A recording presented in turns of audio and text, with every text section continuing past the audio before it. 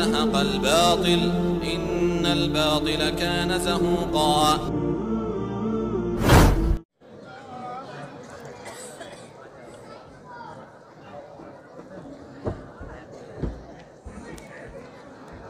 अस्सलामु अलैकुम वरहमतुल्लाहि वबरकातुह। सलाम का जवाब नहीं आया, फिर से सलाम करता हूँ। अस्सलामु अलैकुम वरहमतुल्लाहि वबरकातुह। इन्नल हम्दुलिल्लाह नहमदुहु व नस्तईनुहु मन यहदिहिल्लाहु फला मुज़िल्ल लहु व मन युज़लिलहु फला हादिय लहु व अशहदु अल्ला इलाहा इल्लल्लाहु वहदहु ला शरीका लहु व अन्ना मुहम्मदन अब्दुहु व रसूलुहु। या अय्युहल्लज़ीना आमनु तक़ुल्लाह हक़्क़ तुक़ातिह व ला तमूतुन्ना इल्ला व अंतुम मुस्लिमून। या अय्युहन्नासु इत्तक़ू रब्बकुमुल्लज़ी ख़लक़कुम मिन नफ़्सिन वाहिदा व ख़लक़ मिनहा ज़ौजहा व बस्स मिनहुमा रिजालन कसीरन व निसाअ वत्तक़ुल्लाह अल्लज़ी तसाअलूना बिही वल अर्हाम इन्नल्लाहा कान अलैकुम रक़ीबा। या अय्युहल्लज़ीना आमनु तक़ुल्लाह व क़ूलू क़ौलन सदीदा युस्लिह लकुम अमालकुम व यग़फ़िर लकुम ज़ुनूबकुम व मन युति'िल्लाह व रसूलहु फ़क़द फ़ाज़ फ़ौज़न अज़ीमा। अम्मा बाद फ़इन्न ख़ैरल हदीस किताबुल्लाह व ख़ैरल हदी हदी मुहम्मदिन सल्लल्लाहु अलैहि वसल्लम व शर्रल उमूरि मुहदसातुहा व कुल्लु मुहदसतिन बिदअह व कुल्लु बिदअतिन ज़लालह व कुल्लु ज़लालतिन फ़िन्नार। फ़ऊज़ु बिल्लाहि समीइल अलीम मिनश शैतानिर रजीम। बिस्मिल्लाहिर रहमानिर रहीम।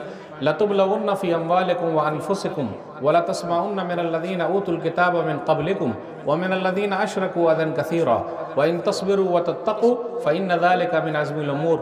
रब्बि इश्रह ली सदरी व यस्सिर ली अमरी वहलुल उक़दतम मिन लिसानी यफ़क़हू क़ौली। रब्बि ज़िदनी इल्मा सुब्हानका ला इल्मा लना इल्ला मा अल्लमतना इन्नका अंतल अलीमुल हकीम।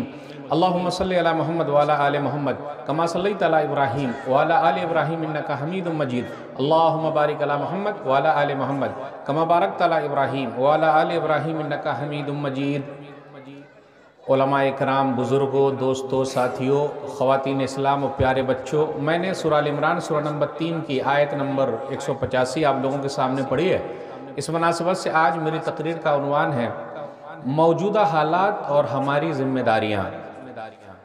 सबसे पहले मैं आप लोगों को ये बता दूं कि ये तकरीर जो है वो उर्दू ज़बान में होगी, क्योंकि आमी बंगला जानी ना, मुझको बंगला नहीं आता, समझ गया ना। तो इसलिए आप लोग मत सोचिएगा कि मौलवी साहब कुछ बंगला बोलेंगे ऐसा।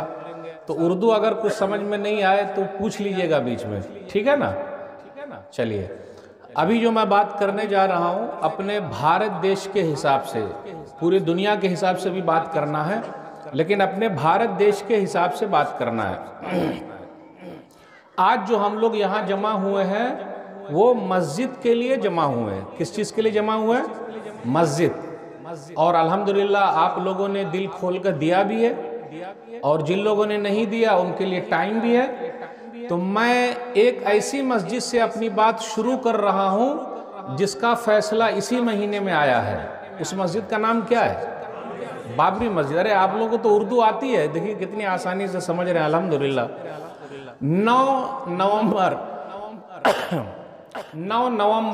9/11/2019 को शनिचर के दिन चीफ जस्टिस रंजन गोगोई जो रिटायर हो गए और उनके साथ 4 जज और थे, उन्होंने बाबरी मस्जिद का फैसला सुनाया।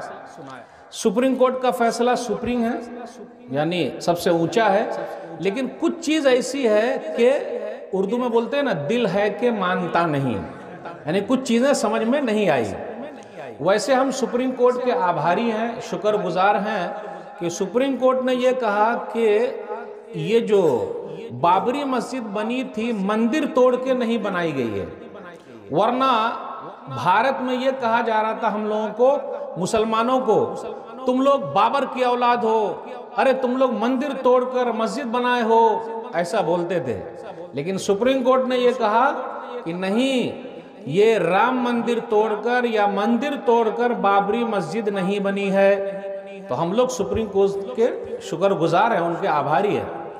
सुप्रीम कोर्ट ने ये कहा 49 में 1949 में बाबरी मस्जिद में मूर्ति रखी गई, समझ रहे ना, बाबरी मस्जिद में मूर्ति रखी गई, जो मूर्ति रखना गलत था, ये सुप्रीम कोर्ट ने कहा।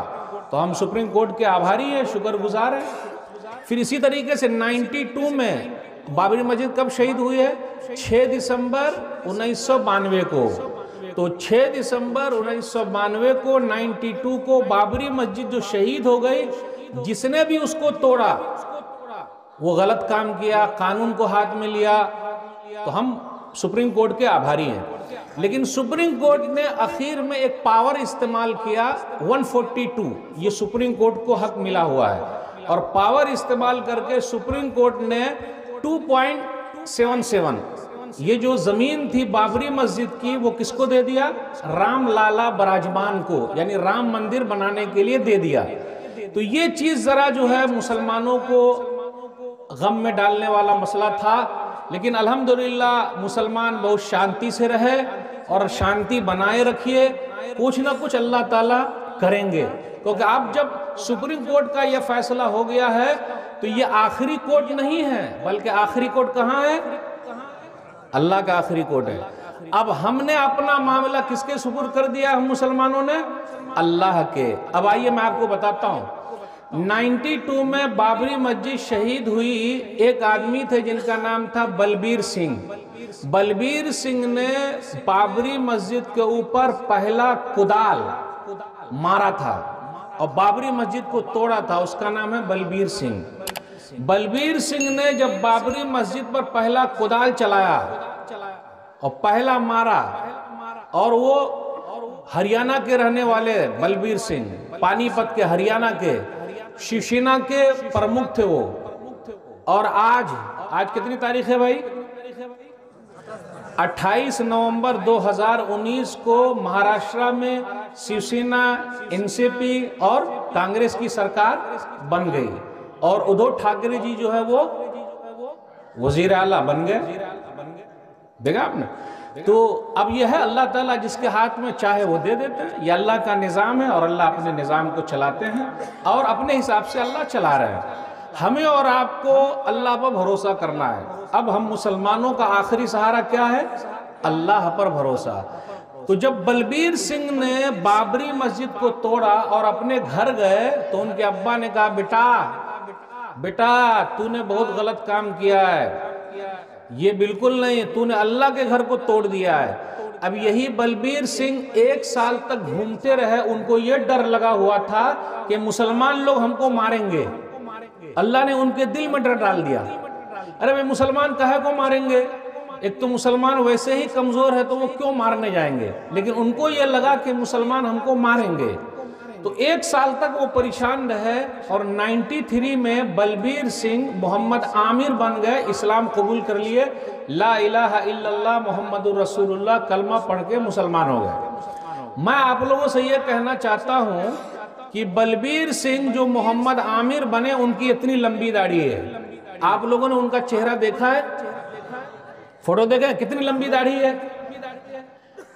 अब जिन लोगों ने मस्जिद को तोड़ा वो लंबी दाढ़ी रख लिए, और बलबीर सिंह ने ये कहा है कि मैं 100 मस्जिद बनाऊंगा। कितनी मस्जिद?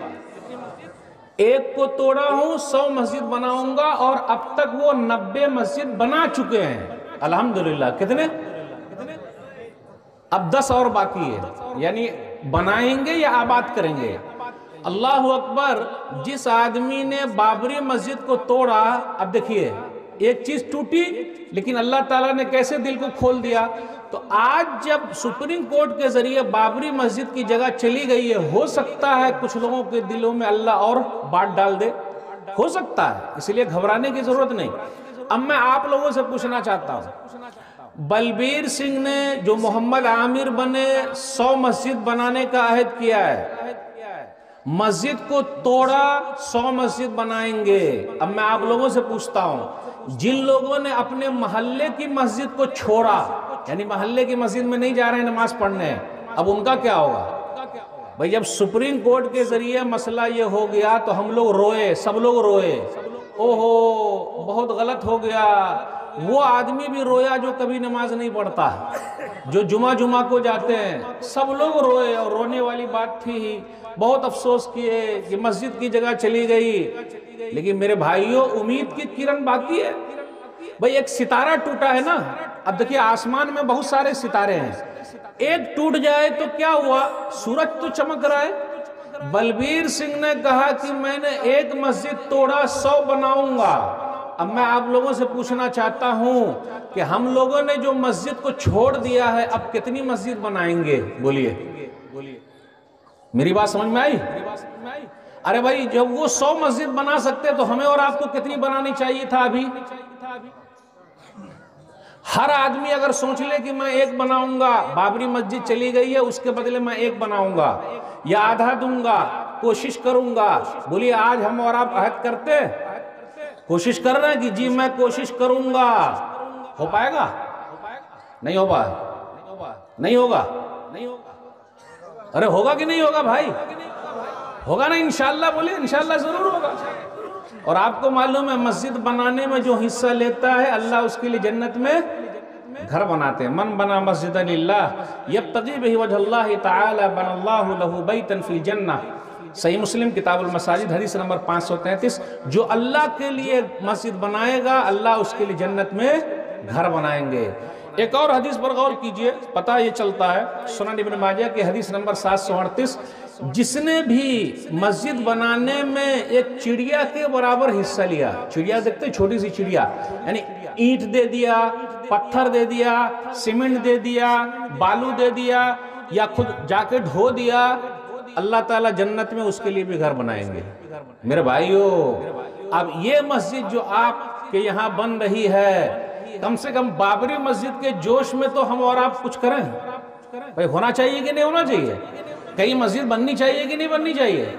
एक मस्जिद चली गई है, घबराने की जरूरत नहीं है। अल्लाह की जमीन बहुत ज्यादा है। हम और आप अगर अहद कर लें तो अल्लाह ताला कितने रास्ते निकाल सकते हैं। जब बलबीर सिंह मोहम्मद आमिर बन के 100 मस्जिद बना सकते हैं, तो हम और आप अब्दुल्ला, अब्दुल रहमान क्यों नहीं 100 मस्जिद बना सकते हैं? बना सकते हैं कि नहीं?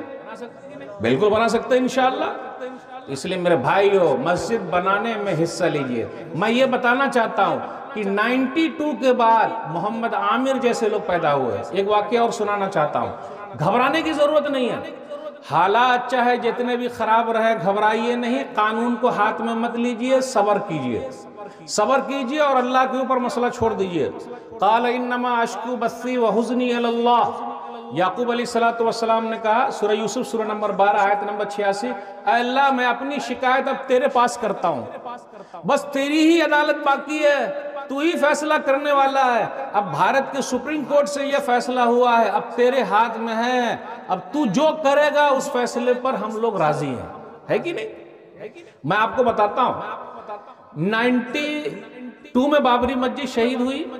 एक थे लाला, एक लाला हरदोई के रहने वाले, यूपी के लाला। लाला क्या करते थे? विजय दिवस मनाते थे। यानी 92 में मस्जिद तोड़ दिया तो भाई हम जीत गए, विजय दिवस मनाते थे। और वो बहुत सारा पैसा खर्च करते थे। लाला 2005 में इस नतीजे पर पहुंच गए कि मुझे इस्लाम कबूल करना है। वो कैसे? लाला का इकलौता बेटा था, वो मर गया। लाला की जितनी दुकान थी वो जल गई। तो जब जल गई तो अब क्या करे? तो 2005 में वो सब लोगों के पास गया, मैं मुसलमान होना चाहता हूँ, मुसलमान होना चाहता हूँ। तो मुसलमान लोग खुद डरने लगे, अरे ये जासूस बन के तो नहीं आ रहा है। हाँ, यानी मुसलमान इतना डरपोक हो गया। मेरे भाइयों, डरने की जरूरत क्या है? डरना किससे है? अल्लाह से डरना है। वो सबके पास गए, मैं मुसलमान होना चाहता हूँ। मौलाना कलीम सिद्दीकी साहब अल्हम्दुलिल्लाह यूपी के अंदर अल्लाह काम कर रहे हैं, अल्लाह वाला काम कर रहे हैं, अल्लाह के बंदों को कुरान पहुंचा रहे हैं और अल्लाह के बंदों को अल्लाह से मिला रहे हैं, अल्हम्दुलिल्लाह। तो अब क्या हुआ? लाला घूमते रहे, ये भाई मैं मुसलमान होना चाहता हूं। 2005 से 2009 तक कोई मुसलमान तैयार नहीं हुआ। उसके बाद जब मोहम्मद आमिर को पता चला, जो बलबीर सिंह है, कि भाई लाला ऐसे इस्लाम कबूल करना चाहते हैं, मुसलमान होना चाहते हैं, तो लाला जो है वो लाला को ढूंढ कर मोहम्मद आमिर ने निकाल लिया। अच्छा, आप मुसलमान होना चाहते हैं? बोले हाँ। क्यों? अरे मैं तो वही जो बाबरी मस्जिद शहीद किया, मेरे भगवान ने सब क्या कर दिया, मेरा ये जल गया, मेरे बच्चे मर गए, मैंने बहुत पाप किया है, पाप किया है, अब मैं बस मुसलमान होना चाहता हूँ। तो कलमा पढ़ा दिए। जब कलमा पढ़ाए तो नाम क्या रखने का? तो इनका नाम आमिर था, तो उनका नाम रखा गया उमर। आमिर और उमर दोनों मिलके 100 मस्जिद बना रहे हैं। तो वो जो थे लाला ने ये कहा कि मैं 25 लाख रुपया खर्च करता था और मैंने खर्च किया है, लोगों को खाना खिलाता था, 4000 5000 लोगों को जमा करता था, विजय दिवस मनाते थे।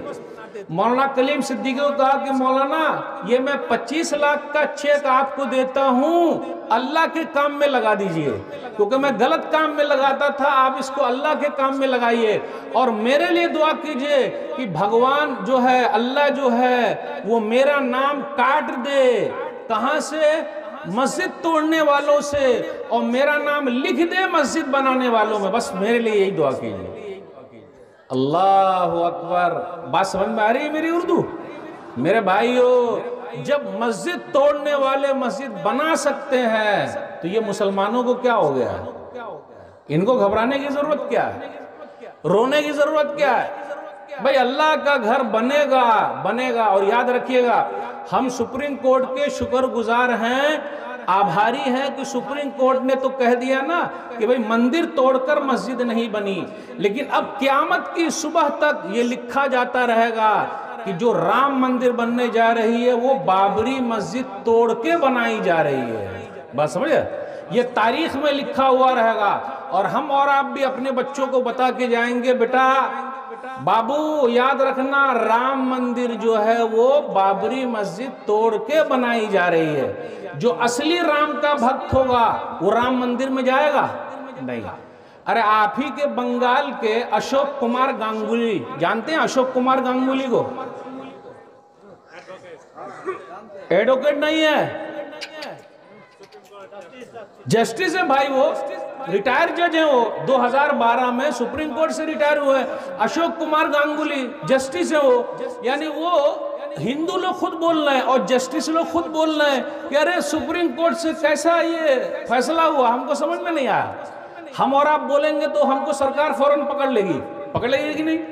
तो आप पकड़े अशोक कुमार गांगुली साहब को, वो तो यही बंगाली के रहने वाले हैं। तो उन्होंने सबसे पहले उठाया, बोले ना ये फैसला सही नहीं हुआ है। वो बोल सकते हैं, लेकिन हम तो बोलते हैं भाई सुप्रीम कोर्ट इज सुप्रीम।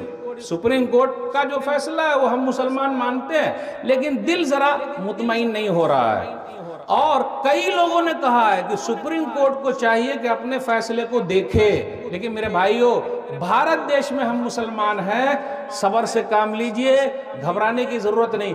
हमें और आपको वक्ती तौर पर क्या लगता है, अरे यार कोई दब गए, ऐसा हो गया, वैसा हो गया, या ऐसा लगता है, लेकिन ऐसा नहीं है। अल्लाह का इस्लाम हमेशा ऊंचा है, वो हमेशा रहेगा। हम मुसलमान वक्ती तौर पर अपने गुनाहों की वजह से ऐसे हो रहे हैं। इसलिए मेरे भाइयों, अब मैं आप लोगों से पूछना चाहता हूँ, जब बाबरी मस्जिद की जगह चली गई तो हमारी और आपकी नमाज की जगह हमें और आपको नमाज छोड़नी चाहिए? अरे नमाज छोड़नी चाहिए नहीं। अगर ऐसे ही नमाज छोड़ते रहिएगा तो और मस्जिद सब चली जाएगी कि नहीं जाएगी? इसलिए मेरे भाइयों, नमाज के पाबंद बन जाइए। दुनिया की कोई भी ताकत हमें और आपको हिला नहीं सकती है। एक मसला और अपने भारत देश में चल रहा है, एनआरसी का। जानते हैं एनआरसी? अरे आसाम के अंदर हुआ, ये पता लगाया जाए कि ये भारत के लोग हैं कि नहीं है। एनआरसी, हम मुसलमान तो दीदी के भी आभारी हैं, अपने बंगाल की जो हैं वजीर आला दीदी, ये सबसे आगे हैं। बोले नहीं, आसाम के अंदर ही मसला हल होने में कितने साल लग गए हैं? 1985 में एनआरसी शुरू हुआ, आसाम में 40 साल हो गए हैं, अभी आसाम ही हल नहीं हुआ है। और अगर पूरे भारत देश में एनआरसी का मसला आ जाएगा कि सबको बताना पड़ेगा ये भारत के है कि नहीं है, तब तो कितना रुपया खर्च हो जाएगा, कब मसला हल होगा। लेकिन हम मुसलमान बहुत ज्यादा घबराए हुए हैं, है कि नहीं? क्योंकि अमित शाह जी जो अपने वजीर दाखिला होम मिनिस्टर हैं, उन्होंने बाज़ाब्ता कई मरतबा नाम ले लेके कहा है और मुसलमान का नाम ही नहीं लिया, तो मुसलमान लोग और घबरा गए। लेकिन मेरे भाइयों, घबराने की जरूरत नहीं है। फला तख्शौहुम वख्शौनी, सूरह बकरा सूरह नंबर 2 आयत नंबर 150। तुम लोग मत डरो उनसे, अल्लाह कहते हैं मुझसे ही डरो। लोग डराना चाहते हैं। जब भी कोई डराना चाहता है तो हमें और आपको क्या पढ़ना चाहिए? हस्बुनल्लाहु व निअमल वकील। मेरे साथ पढ़िए आप लोग सब, हस्बुनल्लाहु व निअमल वकील। सूरह अल इमरान सूरह नंबर 3 आयत नंबर 173। अल्लाह हमारे लिए काफ़ी है, वही बेहतरीन कारसाज है। इसलिए मेरे भाइयों, घबराने की ज़रूरत नहीं है, चाहे हालात जैसे भी हो। हाँ, अपने कागजात को आप सही कर लीजिए भाई, आधार कार्ड सही कर लीजिए, और क्या क्या लगता है भाई एनआरसी में, पैन कार्ड सही कर लीजिए, और क्या क्या कार्ड है, वोटर आईडी है उसको सही कर लीजिए। तो हम और आप कागज सब सही कर रहे हैं। काश के अल्लाह के डर से भी गुनाह के कागज को तो सही कर लेते। यानी सरकार के डर से, एनआरसी के डर से पूरे कागज को सही कर रहे हैं, लेकिन अल्लाह के डर से गुनाह के कागज को सही नहीं कर रहे। जबकि क्या होना चाहिए था, गुनाह के कागज को जल्दी जल्दी हटाने का, सही सही काम करने का। मेरे भाइयों, अगर हमारा तौहीद मजबूत है तो दुनिया की कोई भी ताकत हमें और आपको हिला नहीं सकती है। दलील सुन लीजिए, सुनन तिरमिज़ी किताब सिफ़तुल क़ियामा किताब नंबर 35 हदीस नंबर 2516 नबी सल्लल्लाहु अलैहि वसल्लम ने इरशाद फरमाया और कहा, अब्दुल्लाह बिन अब्बास रज़ियल्लाहु तआला अन्हु से, वअलम अन्नल उम्मत लव इज्तमअत अला अन यनफ़ऊका बिशैइन लम यनफ़ऊका इल्ला बिशैइन क़द कतबहुल्लाहु लक व इन इज्तमअू अला अन यज़ुर्रूका बिशैइन लम यज़ुर्रूका इल्ला बिशैइन क़द कतबहुल्लाहु अलैक रुफ़िअतिल अक़लाम व जफ़्फ़तिस सुहुफ़। सब लोग मिलकर फायदा पहुंचाना चाहें, नहीं पहुंचा सकते, मगर उतना ही फायदा जितना कि रब ने लिखा है। सब लोग मिलकर नुकसान पहुंचाना चाहें, नहीं पहुंचा सकते, मगर उतना ही नुकसान जितना कि रब ने लिखा है। कलम उठा लिया गया, सहीफे खुश्क हो गए। तो मेरे भाइयों, जब तक हमारा अकीदा तौहीद मजबूत नहीं होगा, दुनिया की ताकत हमको हिलाती रहेगी। और ये अगर मजबूत हो गया, भरोसा अल्लाह पर, दुनिया की कोई ताकत हिला सकती है? बिल्कुल हिला नहीं सकती। हम और आप आजकल कैसे मुसलमान हैं? नल्ला वाले मुसलमान हैं। जानते हैं नल्ला? नल्ला वाले और हल्ला वाले। जानते हैं नल्ला? नल्ला माने खाने वाले, सब समझे ना? नल्ला गोश्त खा रहे हैं बकरीद में आराम से, सुभान अल्लाह। नल्ला वाले और हल्ला वाले, नारे तकबीर, नारे रिसालत। मेरे भाइयों, ये सब से कुछ नहीं होगा, बल्कि हमें और आपको कैसा मुसलमान बनना है? अल्लाह वाला। कैसा मुसलमान बनना है? अल्लाह वाला। नल्ला वाला नहीं, हल्ला वाला नहीं, बल्कि अल्लाह वाला। वला तहिनु वला तहज़नु व अंतुमुल आलौना इन कुंतुम मुमिनीन। सूरह अल इमरान सूरह नंबर 3 आयत नंबर 139। तुम घबराओ नहीं, गमगीन मत हो, तुम ही सर बुलंद रहोगे, शर्त है मोमिन बन के रहो। इसलिए मेरे भाइयों, अपने ईमान को चेक करना जरूरी है। अब बलबीर सिंह ने जब लंबी दाढ़ी रख ली है, तो हमें और आपको कितनी लंबी दाढ़ी रखनी चाहिए? मेरा सवाल है आप लोगों से।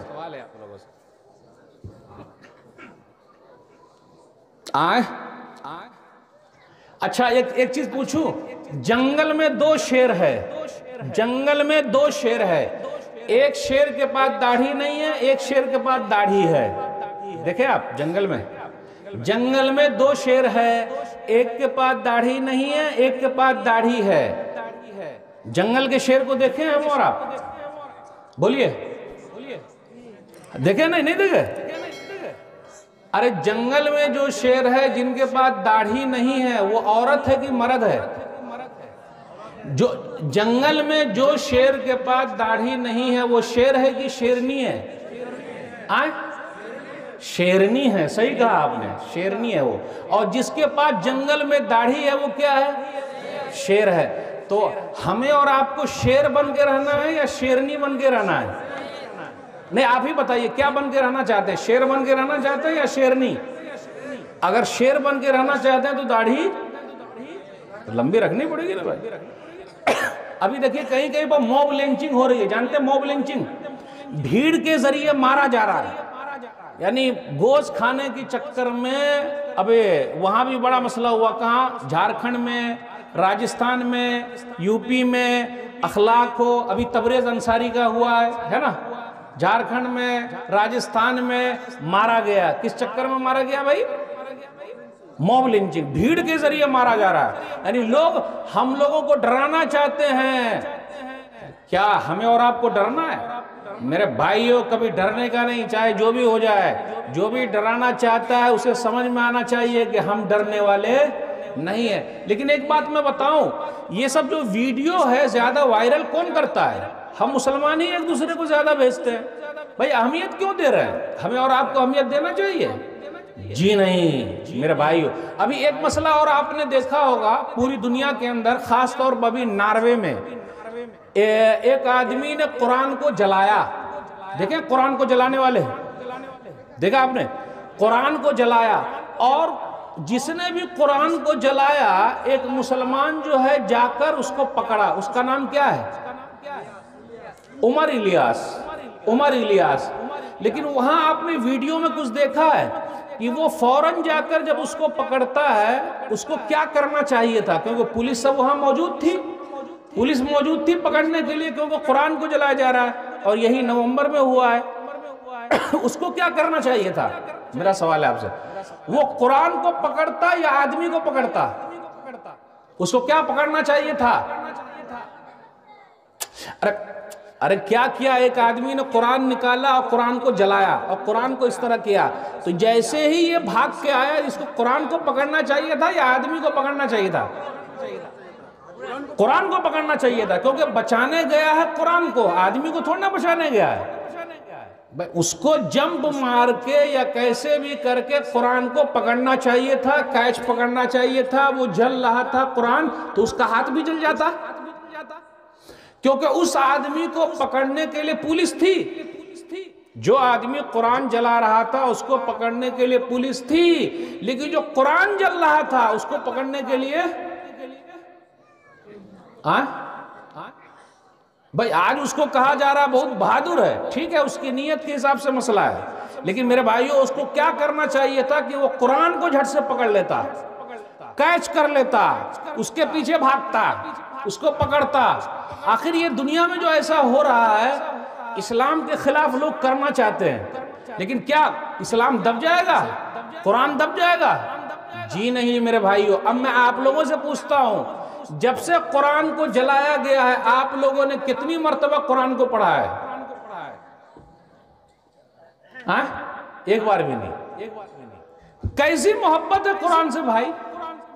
आप ही बताइए कैसी मोहब्बत है? तो दूसरे जलाएंगे ना, उनको मौका मिलेगा। हमने और आपने कितनी मर्तबा कुरान को उठाया है? हाँ, कसम खाने के लिए उठाते हैं कुरान को, कसम, कुरान की कसम। और कुरान को कब उठाते हैं? जब धूल ऊपर लग जाए ना, तो रमजान के महीने में ऊपर से उतार के नीचे लाते हैं, अब पूरा धूल को साफ करके फिर ऊपर रख देते हैं। रखते कि नहीं रखते? मेरे भाइयों कुरान से मोहब्बत करना सीखिए, नहीं सीखिएगा तो ऐसे वाकयात आएंगे। बहुत सारे लोग जज्बाती हो गए। कैसे जज्बाती? अरे इसको शेयर करो, जो शेयर करेगा बड़ा बहादुर होगा, है ना? शेयर करो, इतने हजार लोगों तक भेजो, उसके मोबाइल पर दो, वो बड़ा कुरान से मोहब्बत करने वाला है। सही है? सही है। होना क्या चाहिए था? भाइयों कुरान पढ़ना शुरू कर दो, कुरान पर अमल करना शुरू कर दो, भाइयों कुरान की तिलावत शुरू कर दो। ये होना चाहिए कि नहीं होना चाहिए? मेरे भाइयों ये सब जो वाकयात आते हैं घबराने की जरूरत नहीं है। भाई इससे पहले नबी सल्लल्लाहु अलैहि वसल्लम के बारे में फिल्म बनाई गई है, नबी सल्लल्लाहु अलैहि वसल्लम को गाली दिया गया है, इस्लाम को गाली दिया जा रहा है, कुरान को जलाया जा रहा है, हमारी मस्जिद महफूज नहीं है। ये सब हालात के बावजूद भी हमें और आपको पक्का मुसलमान बनना पड़ेगा, तब हो पाएगा। कच्चे बन के रहिएगा तो कोई भी इधर उधर कर देगा। फुटबॉल देखे, फुटबॉल आप लोग क्या क्या खेलते? क्रिकेट खेलते हैं या फुटबॉल खेलते हैं? दोनों चलता है यहाँ। देखें फुटबॉल को, फुटबॉल गोल होता है और अंदर से हवा ही हवा है। फुटबॉल को मारो, इधर से गया उधर, उधर से गया इधर, हवा है वो, हवा हवा। मेरे भाइयों हम और आप फुटबॉल की तरह हो गए। कोई भी लात मार रहा है, लात मार रहा है कि नहीं मार रहा है? कोई भी मार रहा है। मेरे भाइयों यही भारत देश है जिसमें हम मुसलमानों ने हुकूमत की है, लगभग 1000 साल तक हुकूमत की है। आपको याद दिलाना चाहता हूं, ताजमहल किसने बनाया? लाल किला किसने बनाया? लाल किला किसने बनाया? शाहजहां ने। कुतुब मीनार किसने बनाया? कुतुबुद्दीन ऐबक ने। चार मीनार हैदराबाद का किसने बनाया? अरे भाई आप चले जाइए ताजमहल देखने के लिए। गए आप लोग ताजमहल देखने? किसने गया भाई? अकेले गए हैं या वाइफ के साथ गए हैं? दोनों जाने जाइए कि नहीं भाई? बाहर के लोग क्या आते हैं, अपनी बीवी को लेके जाते हैं, है ना? तो हमें और आपको भी अगर जाना है घूमने के लिए तो कम से कम साथ में तो जाएं। तो देखें, एक शाहजहां थे जिन्होंने अपनी बीवी के लिए ताजमहल बना दिया, और हम में से कुछ नौजवान अपनी बीवी को क्या बोलते हैं कि मैं आपके लिए आसमान से तारे तोड़ लाऊंगा। वो हो सकता है क्या? कभी नहीं होगा। तो मेरे भाइयों, घूमने के लिए जाना चाहिए। मेरा ये कहना है घूमने के लिए जाइए, देखिए। आपको मालूम है ताजमहल से कितना पैसा भारत के खजाने में जा रहा है? मालूम है आपको? नहीं, 20 से 25 करोड़ रुपया भारत के खजाने में जा रहा है। तो हम मुसलमान दे रहे हैं या ले रहे हैं? हम तो देने वाले हैं। लाल किला से भी 5 से 10 करोड़ रुपया भारत के खजाने में जा रहा है। कुतुब मीनार से भी 5 से 10 करोड़ रुपया भारत के खजाने में जा रहा है। मेरे भाइयों, तो हमने जो कुछ भी बनाया है ये तो हम देने वाले हैं, यानी हमसे लिया जा रहा है। और आपको मालूम है 1965 में जब पाकिस्तान से लड़ाई हुई थी तो उसमें सबसे बड़ा चंदा एक हैदराबाद के मुसलमान ने दिया था। उसका नाम क्या है? निजामुद्दीन, मीर उस्मान अली। निजाम हैदराबाद के निजाम, ये निजाम है। मीर उस्मान अली ने 5 टन या 6 टन सोना दिया था। तो हम तो भारत देश को बचाने वाले। और 1965 में जब पाकिस्तान से लड़ाई हुई थी तो एक ही वीर है, उस वीर का नाम है वीर अब्दुल हमीद, जिसने 9 टैंक को तबाह कर दिया। और अभी जो भारत के मिसाइल मैन है उसका नाम क्या है? Doctor APJ Abdul Kalam. और हमने 3 प्रेसिडेंट दिए, डॉक्टर जाकिर हुसैन, फखरुद्दीन अली अहमद जो आसाम के रहने वाले थे। और आज कहा जाता है फखरुद्दीन अली अहमद के खानदान के लोगों का नाम NRC में नहीं है। अरे जो भारत के प्रेसिडेंट रह चुके हैं उनके खानदान का नाम NRC में नहीं है, तो आपका नाम रहेगा। और सनाउल्लाह एक फौजी हैं जो आसाम के रहने वाले हैं, कारगिल की लड़ाई में वो लड़े हैं, वो बेचारे का भी नाम नहीं था। यानी कारगिल की लड़ाई में लड़ने वाले फौजी का नाम NRC में नहीं है। तो आप जितने भी कागजात सही कर लीजिए, आपका नाम हो सकता है क्या? कभी भी कुछ हो सकता है। तो घबराने की जरूरत क्या? जो होगा होगा, देखा जाएगा। अभी 40 साल लग गए आसाम का, पूरे भारत का NRC का कब होगा तो होगा। तो अभी से घबराने की जरूरत क्या? कितने साल जिंदा रहेंगे भाई? 40 साल, 50 साल, 60 साल, 70 साल, 80 साल, 90 साल, 100 साल, खत्म। इसलिए घबराने की जरूरत नहीं है। तो 3 प्रेसिडेंट हमने दिए हैं। कौन है? डॉक्टर जाकिर हुसैन, फखरुद्दीन अली अहमद और डॉक्टर APJ अब्दुल कलाम। तो आखिर है हम भारत देश को बनाने वाले हैं। अब मैं आप लोगों से पूछता हूं कि अगर हम और आप भारत को बनाने में, सियासत में नहीं आएंगे तो आगे चल के तो हमारा नाम ही खत्म हो जाएगा, कुछ बचेगा? अच्छा, भारत के आजाद भारत के पहले शिक्षा मंत्री, एजुकेशन मिनिस्टर कौन है? जानते हैं एजुकेशन मिनिस्टर को? कौन है? मौलाना अबुल कलाम आजाद। मौलाना अबुल कलाम आजाद जैसा आदमी चाहिए। मौलाना अबुल कलाम आजाद जैसा आदमी चाहिए जो सियासत में भी रहे, हुकूमत में भी रहे, मौलाना भी बन के रहे, नमाज भी पढ़े, रोजा भी रखे और लोगों के लिए काम भी करे। बोलिए, मौलाना अबुल कलाम आजाद के बाद कोई है अपने यहाँ? तो हम और आप तो सियासत में आ ही नहीं रहे, मुल्क की खिदमत के लिए आ ही नहीं रहे। तो मेरे भाइयों, जब नहीं आइएगा तो धीरे धीरे करते करते सब खत्म हो जाएगा। क़ाल जल्नी अला ख़ज़ाइनिल अर्ज़ इन्नी हफ़ीज़ुन अलीम। सूरह यूसुफ, सूरह नंबर 12, आयत नंबर 55। यूसुफ अलैहिस्सलाम ने कहा कि मुझे वज़ीर ख़जाना बना दीजिए, फाइनेंस मिनिस्टर, क्योंकि मैं हिफाजत करने वाला हूँ और जानने वाला हूँ। तो यूसुफ अलैहिस्सलाम गैर मुस्लिम मुल्क में एक मिनिस्टर थे, तो जब यूसुफ अलैहिस्सलाम मिनिस्टर बन सकते हैं तो हम मुसलमान अपने भारत देश में क्यों नहीं बन सकते? भाई 3 प्रेसिडेंट रह चुके हैं कि नहीं रह चुके हैं, और अपने भी मिनिस्टर हैं। मौलाना अबुल कलाम आज़ाद वजीर तालीम थे, पहले शिक्षा मंत्री है, तो क्या उनका नाम हटा दिया जाएगा? तो मेरे भाइयों, भारत की सेवा के लिए, इस मुल्क के सेवा के लिए, लोगों की सेवा के लिए, समाज की सेवा के लिए हमें और आपको आगे आना है। जिस तरीके से 800 साल तक मुसलमानों ने हुकूमत की है और मुसलमानों ने लोगों के साथ इंसाफ जो किया, जो मसला क्या हुआ नहीं हुआ, आज भी आपको समाज की खिदमत के लिए आना पड़ेगा। अगर नहीं आइएगा तो गलत किस्म के लोग चले जाएंगे कि नहीं जाएंगे? फिर हमारा हक सब खत्म हो जाएगा। जब पार्लियामेंट में वोटिंग होती है, कोई मसला होता है, तो एक भी मुसलमानों की तरफ से कोई बोलता है क्या? जब हम और आप भेजेंगे नहीं तो बोलेंगे कैसे? कुछ लोग ही बोलते हैं। लेकिन जो भी काम कर रहा हो, उठाने के लिए काम कर रहा हो, तो हमें और आपको उसको उठाना है कि नहीं उठाना है? तो ये जमहूरी मुल्क है, इसलिए हमें और आपको उसके लिए आगे बढ़ना पड़ेगा। और अगर नहीं बढ़िएगा तो आप देखिए 3 तलाक का मसला हुआ, ठीक है, ये आपस में हम मुसलमानों का फिकी मसला है। भाई एक मजलिस की 3 तलाक 3 या एक मजलिस की 3 तलाक 1, खवातीन के साथ, लेडीज के साथ, ये जो मसला जो है ये वाला, ये ठीक है भाई, आपस में है, मुस्लिम पर्सनल लॉ बोर्ड का मसला है। लेकिन आखिर सुप्रीम कोर्ट के जरिए बैन लग गया कि नहीं लगा? अब तो तलाक भी नहीं दे सकते। जिसने भी बीवी को तलाक दिया कितने साल जेल जाएगा कोर्ट के हिसाब से? 3 साल। पहले 7 साल था ना, 3 साल है, यानी 3 साल जेल। बीवी को तलाक दिए 3 साल जेल, क्योंकि 3 मरतबा बोलते हैं ना, मैंने कबूल किया, मैंने कबूल किया, मैंने कबूल किया, तो कितने साल जेल? 3 साल जेल। और हिंदू भाइयों के यहाँ 7 मरतबा फेरा है, तो कितने साल जेल होना चाहिए था? 7 साल। हो पाएगा? समझ रहे मेरी बात मेरे भाइयों? अब देखिए सुप्रीम कोर्ट के जरिए मसला हमारे तलाक का मसला हल हो रहा है, कुरान का मसला हल हो रहा है, फिर आगे और भी मसाइल हो जाएंगे।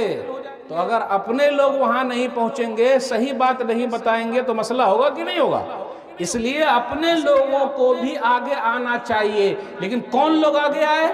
जो काम के हों, वो लोग आगे आए जो मौलाना अबुल कलाम आज़ाद जैसा आदमी हो, जो नमाजी भी हो, रोजेदार भी हो, लोगों के लिए काम भी करने वाला हो, जो किसी से समझौता करने वाला नहीं हो। मौलाना अबुल कलाम आज़ाद की फोटो देखे आप लोग? क्या देखे ना? चेहरे पर दाढ़ी है कि नहीं मौलाना के? सर पर टोपी है कि नहीं? और शेरवानी पहने हुए है कि नहीं? तो मेरे भाइयों, और हाथ में लाठी लेके चल रहे हैं ना, डंडा लेके चल रहे कि नहीं चल रहे?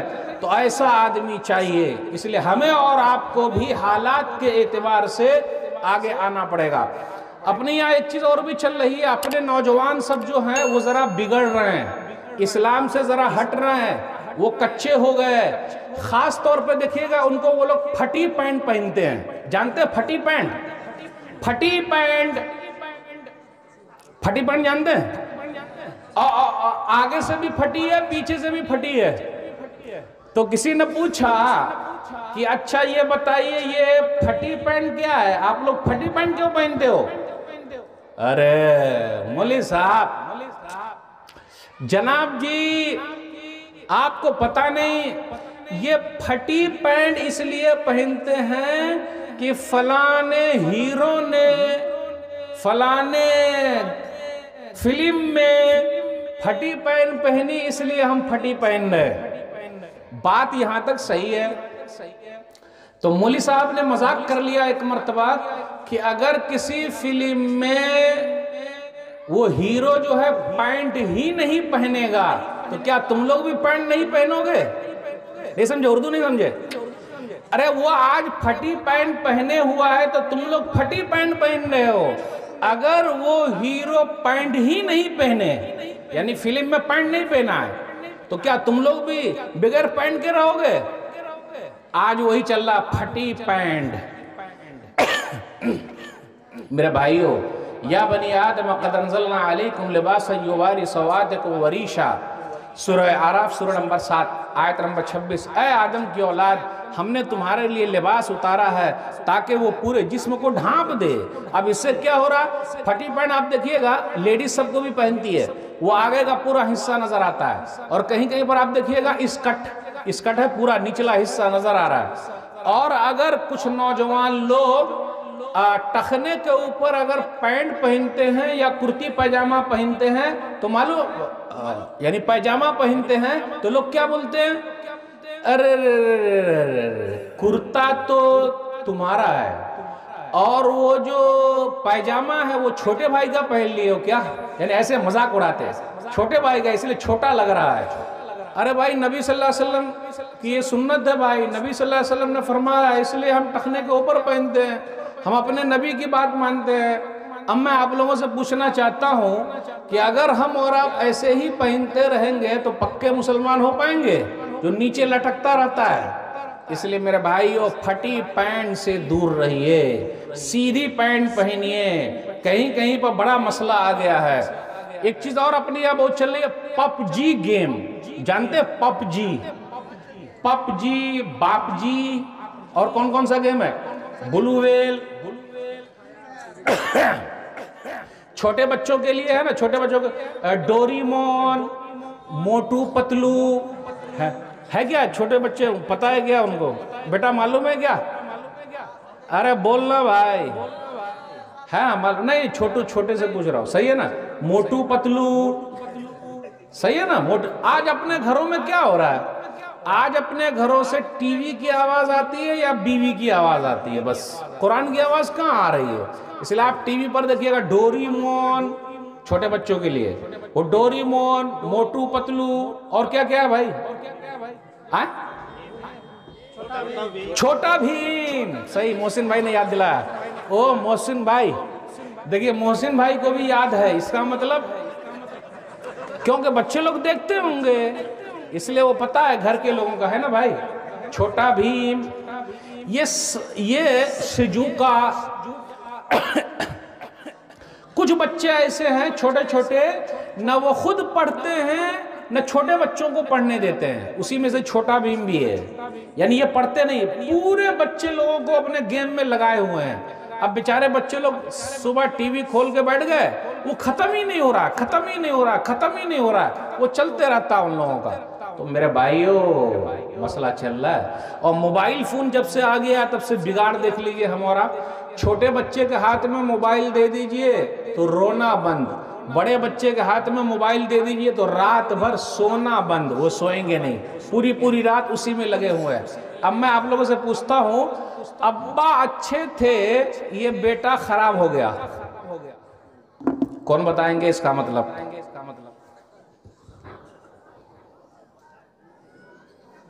कौन बताएंगे?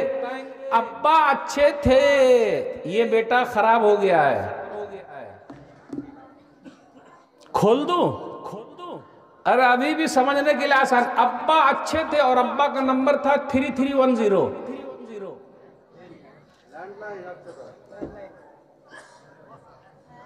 अब्बा अच्छे थे, अब्बा ने कभी किसी को फिल्म देखने नहीं दिया। 3310 नोकिया का नंबर क्या था? छोटा वाला नोकिया भाई, हाँ, छोटा वाला नोकिया, उसको मैं बोलता हूं बाप। वो बाप था, वाकई बाप। अब्बा बड़े अच्छे थे, अब्बा ने किसी को फिल्म देखने नहीं दिया। ये बेटा जब से आया है तो सबको फिल्म दिखा रहा है सबको फिल्म दिखा रहा है, रात में बहुत कुछ दिखा रहा है, सबको घुमा रहा है। ये घुमा रहा है कि नहीं घुमा रहा? और वो जो छोटा वाला था नोकिया का 3310 वाला, अम्मा भी क्या करती थी, अपने बेटे को फेंक के मारती थी, मस्ती करा दे बस, लेकिन वो टूटता ही नहीं था। यानी अब्बा ऐसे थे, किसी को फिल्म देखने नहीं, जब तक वो जिंदा रहे, अब्बा जब तक जिंदा रहे किसी को फिल्म देखने नहीं दिया, किसी को इधर उधर भागने नहीं दिया। और जब से ये बेटा आया है सबको इधर उधर घुमा रहा है। इसलिए लोग अब्बा को क्या बोलते हैं? अब्बा। अरे पुराने जमाने के अब्बा, उनको कुछ समझ में नहीं आता। लेकिन मेरे भाइयों, अब्बा ही अहम है। अब्बा धूप में जलते हैं और अम्मी जो है वो चूल्हे पर जलती है, यानी रोटी बनाती है। जब तक अम्मी रोटी ना बनाए बच्चे लोग खाना खा सकते क्या? तो अब्बा और अम्मी दोनों मिलकर मेहनत कर रहे हैं। अब अम्मी घर में मेहनत करती है, अब्बा बाहर मेहनत करते हैं। आजकल कुछ नौजवान ऐसे भी हैं जो ना अम्मी की इज्जत करते हैं ना अब्बू की। ऐ बुड्ढा खामोश रहा, ऐ बुड्ढी आवाज नहीं निकालना, मैं ससुराल चला जाऊंगा, वहां जाके बस जाऊंगा। जी नहीं मेरे भाइयों, हमें और आपको पक्का सच्चा मुसलमान बनना है, तभी सही है, वरना दुनिया की कोई ताकत हमें बचा नहीं सकती। ये पबजी गेम, ये पबजी गेम में होता क्या है भाई? पबजी गेम में कुछ लोग बंदूक लेके निकलते हैं, सही है ना, और बंदूक लेके निकलते हैं और गेम खेलते हैं और रूम से निकल निकल के मारते हैं और उसके बाद जीतते हैं। और चिकन और क्या है भाई उसके बाद? बोल बेटा, बोल बोल बोल बेटा, चिकन डिनर। वाह वाह वाह, सुनना चाह रहा था तेरे ही मुंह से। बोल बेटा बोल, मौली साहब नहीं सुनाएंगे, तू ही सुना दे आज। Chicken chicken winner winner chicken dinner, सही, बहुत मजा। पूरा मोबाइल जो है बहुत गर्म हो जाता है ना। और अगर गेम हार गए तो गुस्सा बहुत आता है, फिर उसके बाद लगता है किसी को मार दूं, है कि नहीं? और यही पबजी गेम खेलने के चक्कर में दिल्ली के अंदर ट्रिपल मर्डर हो गया है। एक बच्चे को माँ बाप ने मना किया, उसकी बहन ने मना किया या भाई ने, तो उसने क्या किया, अब्बा को भी मार दिया, अम्मी को भी मार दिया और अपने भाई को या बहन को भी मार दिया, वही गेम से मना करने पर। बेटा गेम मत खेल, अपने यहाँ चल रहा है। बच्चे लोग अगर गेम खेल रहे हो, अब्बा बोला बेटा इधर आए, अम्मी बोला बेटा इधर आए, बेटा इधर आए। ओहो, अब्बा अभी काम बोलना था क्या? अरे अम्मी अभी बोलना था क्या, है ना? वो छोड़ ही नहीं रहे, पूरी पूरी रात लगे हुए छोड़ ही नहीं रहे। क्या मजा आता है उसमें, समझ में नहीं आता। यही पबजी गेम खेलने की वजह से बहुत सारी जगहों पर तलाक की अर्जी दे दी गई है। बीवी बोलती है कि अब आप जब गेम ही खेल रहे हैं तो फिर फायदा क्या है, हम काहे को आपके पास रहेंगे, जाइए आप अपने मोबाइल में खेलते रहिए। मोबाइल की बैटरी जल्दी डाउन हो जा रही है, डाउन हो जा रही नहीं, मोबाइल एकदम गर्म हो जा रहा है, आंखों में चश्मा लग रहा है, हो रहा कि नहीं हो रहा है? मेरे भाइयों, हमारे लिए इतना वक्त है, हम यही सब गेम खेलते रहेंगे? सही गेम कुछ खेलिए भाई।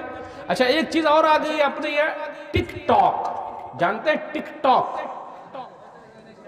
टिकटॉक मतलब वो पीछे बैकग्राउंड रहता है, गाना चलते रहता है और गाना गाते रहते लगता है खुद ही बॉस हैं और खुद ही हीरो हैं। गाना कहीं और का आ गया, लड़का भी गा रहा है, लड़की भी गा रही है, टिकटॉक में सब बर्बाद है। पूरी फैमिली के साथ गाना चल रहा है, हमारी बहनें भी बहुत आगे आगे हैं, बेटियां भी बहुत आगे आगे हैं, खुद गाना गा रहे और डायलॉग भी मार रही है, और बच्चे लोग भी डायलॉग, अबे कौन है, दादा आ रहा है।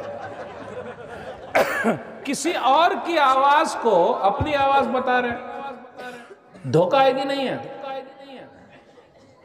लिप्स जो है ना, लिप्स, ये जबान, इसको सिर्फ हिलाना रहता है, वो हिलते रहता है और ये हीरो पंक्ति चलते रहती है, इसी में लगे रहेंगे। ये कौम इसी के लिए आई है मेरा भाइयों। लोग बोलते हैं ना, अरे गाने में हरज क्या है, हरज क्या है? अगर गाने में जिंदगी लगी रहेगी तो फिर खत्म, हम गए काम से। हदीस सुनन तिर्मिज़ी किताबुल फितन हदीस नंबर 2212, फी हाज़िहिल उम्मा खस्फुन व मस्कुन व क़ज़फ़ुन, इस उम्मत के अंदर धंसना फूट जाएगा, जमीन फट जाएगी, चेहरे बिगाड़ दिए जाएंगे, पत्थरों की बारिश होगी। कब होगा पूछा गया नबी सल्लल्लाहु अलैहि वसल्लम से। इमरान बिन हुसैन रज़ियल्लाहु तआला अन्हु हदीस की रावी हैं, तो नबी सल्लल्लाहु अलैहि वसल्लम ने फरमाया, इज़ा ज़हरतिल क़ियान वल मआज़िफ़ व शुरबतिल ख़ुमूर, जब नाचने गाने वालियाँ होंगी, नाच गाने के सामान बिकेंगे, और उसमें क्या हो रहा है, टिकटॉक पर गाना लोग अपना रिकॉर्ड कर लेते हैं अपने मुंह से और उसके बाद नेट पर डाल देते हैं। हाँ, कहीं कहीं पर ऐसा भी हो रहा है, टिकटॉक के जरिए कुछ नेक काम भी हो रहा है, कुछ लोग तकरीर वगैरह भी डालते हैं या कुछ करते हैं या नात वगैरह, तो ऐसे नेक काम बहुत कम है भाई, बुराइयां ज्यादा है। तो नबी सल्लल्लाहु अलैहि वसल्लम ने फरमाया जब नाचने गाने वालियों का ज़हूर होगा, नाच गाने के सामान बिकेंगे और शराब पी जाएगी, जब शराब पी जाएगी तो फिर क्या होगा? अब इस उम्मत के अंदर धंसना पड़ जाएगा। एक चीज और अपने यहाँ बहुत चल रहा, नया साल मनाना, 31 अभी आने वाला है भाई, कितने दिन बाकी हैं?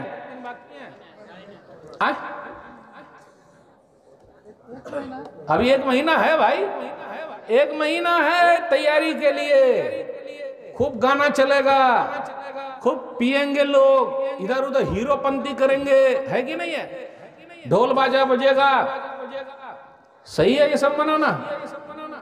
मेरे भाइयों, ये सब दूसरे लोगों का, मुसलमानों के लिए ऐसा नहीं है। अगर वो लोग इसी में लगे रहेंगे, चंद दिन की जिंदगी है, फिर हमेशा के लिए हमें और आपको चले जाना है। वहां के लिए तैयारी कीजिए, वहां खाली हाथ जाना पड़ेगा, कुछ यहां से लेके जाइए, लेके जाइएगा फायदा होगा, नहीं लेके जाइएगा तो अल्लाह के यहाँ क्या मुंह दिखाएंगे। तो ये भी बहुत चल रहा अपने यहाँ, दूसरों की चीज हमने ले ली है। मन तशब्बह बिक़ौमिन फहुव मिनहुम, सूरह नबी दाऊद किताबुल लिबास हदीस नंबर 4031, जो जिस कौम की मुशाबियत इख्तियार करेगा वो उसी में से हो जाएगा।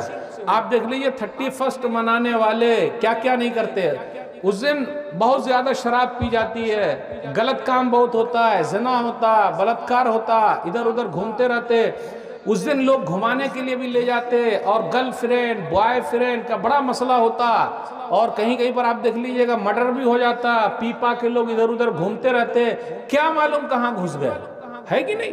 तो मेरे भाइयों, हमें और आपको ये सब बुराइयों से दूर रहना पड़ेगा। अगर दूर नहीं रहिएगा तो खत्म, कभी भी कुछ भी मसला हो सकता है। अब ये समझाने के लिए लोग मौजूद है, बताने के लिए लोग मौजूद हैं। एक वक्त ऐसा आएगा कोई आपको बताने वाला नहीं होगा, तो उस वक्त क्या कीजिएगा? इसलिए अभी से तैयारी करना जरूरी है। हम और आप माशाअल्लाह यहाँ आए हुए हैं, ये जो हम आए हुए हैं ये मामूली चीज़ नहीं है, अपना वक्त निकाल कर आए हुए हैं। और हम जो आए हुए हैं, मैं ऐसे लोगों को बोलता हूँ कि आप लोग बहुत ज़्यादा सब्र करने वाले हैं। क्यों बहुत ज़्यादा सब्र करने वाले हैं? क्यों? सबका मोबाइल अभी बंद होगा, मन करता होगा देखने का, तो मौलवी साहब तो अभी तकरीर में लगे हुए हैं, तो इसलिए सब्र बहुत ज़्यादा हो रहा है। यहाँ सब्र का इम्तिहान बहुत हो रहा है। सब्र कब तक करना है? जब तक हम और आप कब्र में न चले जाएं। इसलिए मेरे भाइयों, सब्र का फल मीठा होता है। रात रात भर अगर हम और आप जागते रहेंगे, पूरी पूरी रात जागते रहेंगे, तो क्या फजर की नमाज हो पाएगी? बिल्कुल नहीं हो पाएगी। इसलिए वो जलसे जो फजर तक होते हैं, फायदे कहाँ, नुकसान ही नुकसान ज्यादा नजर आते, फायदे कम नुकसान ज्यादा है। इसलिए मेरे भाइयों, हमें और आपको जो अल्लाह ताला ने रात दिया है, सोने के लिए दिया है, हाँ कुछ काम करें, कुछ सो लें, कुछ उठे, लेकिन पूरी रात अगर जागते रहिएगा, आप देख लीजिएगा कुछ लोगों को कहाँ रोड पर बैठ गए, कुछ लोगों को आप देख लीजिएगा कहीं और बैठ गए, कहीं और बैठ गया, मोबाइल पे चालू है। क्या चालू है भाई? पूरी पूरी रात चालू है। वो सब देखते रहते, मैसेज भेजते रहते, एक दूसरे को फोटो भेजते रहते, और गाना देखते, गाना सुनते रहते, और कान में क्या लगा के सुनते हैं भाई? ईयरफोन लगा के सुन रहे हैं। मैं आपसे पूछना चाहता हूं कि अगर ईयरफोन मौलवी साहब लगा के सुने तो लोग क्या कहेंगे? गाना सुन रहे हैं, देख रहे हैं। अगर मौलवी साहब ने ईयरफोन लगा लिया अपने मोबाइल में तो लोग क्या कहेंगे? गाना सुन रहे हैं। सही है कि नहीं? यानी ऐसा कंसेप्ट चला गया है। मेरे भाइयों, हमें और आपको अपने मोबाइल में कुरान रखना है। कुरान रखना है कि नहीं रखना? कितने भाइयों के पास मोबाइल में कुरान है भाई? आपके पास है? माशाअल्लाह, 1 2 3 4 5। आज अगर लोगों का अखलाक देखना हो कि वो कितने पानी में है, तो मोबाइल के जरिए पता चल जाएगा, क्योंकि मोबाइल ही में सब कुछ रखा हुआ है। लोगों कहिएगा कि मोबाइल यहाँ जमा कर दो, लोगों कहिएगा मोबाइल यहाँ जमा करो, तो मोबाइल जमा करेंगे ना? कोई जमा नहीं करता। और अगर किसी को अगर दे दे, भैया मेरा मोबाइल, जल्दी ला भाई, जल्दी ला। और अगर छोटे बच्चे को हमने मोबाइल दे दिया तो वो लॉक खोल देगा कि नहीं खोलेगा? वो कहां से पढ़ लिया है भाई? जितना भारी आप लॉक लगाइएगा मोबाइल में, वो लॉक को छोटे बच्चे खोल देंगे कि नहीं खोल देंगे?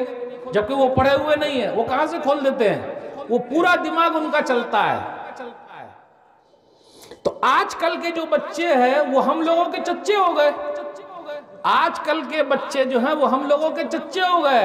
आप बच्चे वो नहीं रहे, आज तो जल्दी जवान हो रहे हैं। आज बच्चों को फिक्र लगा हुआ कि जल्दी से जवान हो जाएं, और नौजवानों को लगा हुआ भाई जल्दी से ये हो जाए। सब टोटल काम जल्दी जल्दी जल्दी जल्दी हो रहा है। मेरे भाइयों, जल्दी काम किसका है?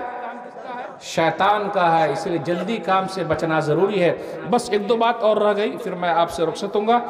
हमें और आपको हमेशा सतर्क रहना पड़ेगा, तैयारी करनी पड़ेगी। इस माने में अकीदे के एतबार से, इस माने में अमल के एतबार से, इस माने में अमन और शांति को बनाए रखिए। हालात कैसे भी हो, घबराने की ज़रूरत नहीं है। चेहरे पर आदमी को कभी भी घबराहट नजर नहीं आनी चाहिए। उम्मीद की किरण बाकी है, अल्लाह ताला रास्ते खोलने वाला है। और हमेशा आप नेक काम में लगे रहिए। थोड़ा काम कीजिए लेकिन हमेशा करते रहिए। जितना ज्यादा करते रहिएगा उतना ज्यादा फायदा होगा। ज्यादा के चक्कर में हम और आप क्या करते हैं, छोटे छोटे भी काम भूल जाते हैं। आखिर में मैं आप तमाम हजरात के शुक्रिया के साथ रुखसत होता हूँ इस तरीके से कि अल्हम्दुलिल्लाह मस्जिद के लिए जो काम हुआ है और अल्हम्दुलिल्लाह आप लोग जमा हुए हैं, तो उसके लिए दिल खोलकर जितना ज्यादा हो सके कोशिश कीजिए। आखिरी हदीस पढ़ के आपसे रुखसत दूंगा। उस्मान रज़ी अल्लाह तआला अन्हु ने एक हदीस सुनाई, सुनन तिरमिज़ी किताबुल मनाक़िब हदीस नंबर 3703। उन्होंने ये कहा कि नबी सल्लल्लाहु अलैहि वसल्लम ने फरमाया, जिसने मस्जिद की ये जगह खरीद कर मस्जिद में दे देगा, मैं उसको जन्नत की जमानत देता हूँ। फिर उसके बाद उस्मान गनी रज़ी अल्लाह तआला अन्हु कहते हैं, फश्तरैतुहा मिन सुल्ब माली, कि फिर मैंने क्या किया, उस जगह को खरीद लिया और मस्जिद में दे दिया। तो मेरे भाइयों, नेक काम के लिए जब भी आप लोगों को बुलाया जाए, दिल खोल के कोशिश कीजिए, जितना हो सके लगाइए, कोशिश कीजिए। अगर ऐसा करेंगे इसी का फ़ायदा होगा और मरने के बाद यही सब चीज़ें हमारे साथ जाएगी। आखिर में मैं आप तमाम हजरात का शुक्रिया अदा करता हूँ कि आप लोगों ने मुझे यहाँ बुलाया। जो बातें मैंने कही कुरान और हदीस की रोशनी में अल्लाह की तौफीक से है। कुछ बातें जो इधर उधर हो गई उसको छोड़ दीजिए और नमाज की पाबंदी कीजिए और दिल के अंदर सुकून पैदा कीजिए। घबराहट बहुत हो रही है, घबराहट को दूर कीजिए, टेंशन फ्री हो जाइए। अल्लाह से दुआ है कि अल्लाह ताला हम लोग कहने सुनने से ज़्यादा अमल की तौफीक दे। आमीन। वस्सलामु अलैकुम वरहमतुल्लाहि वबरकातुहू।